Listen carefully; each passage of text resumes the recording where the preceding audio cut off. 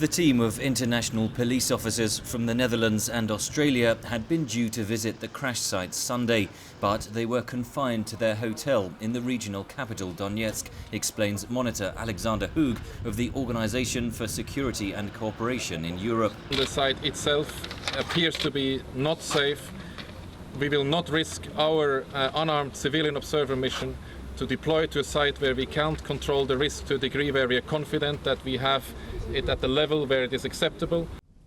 Ukraine and its Western allies say Russian-backed separatists downed the plane with a surface-to-air missile.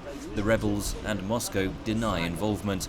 Earlier, Malaysia, whose flag carrier owned the downed Boeing, said it had struck a deal with the separatists to allow an unarmed police force to secure the site.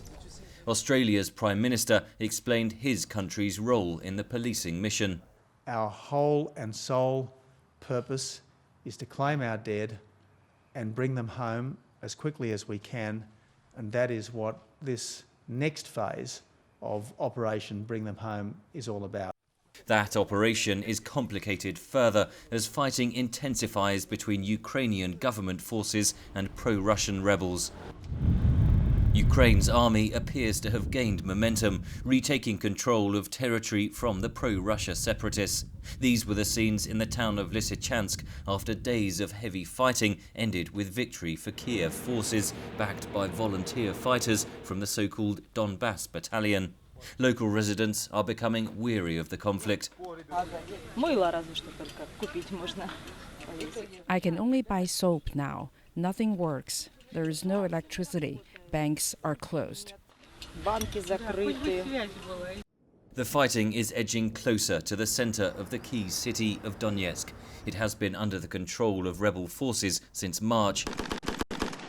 Visiting Ukraine's National Guard training base Saturday, President Petro Poroshenko said his forces had the firepower to defeat the rebels.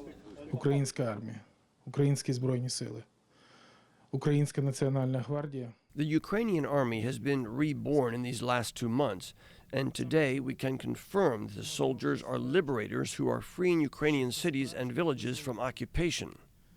Ті, хто звільняє від окупації.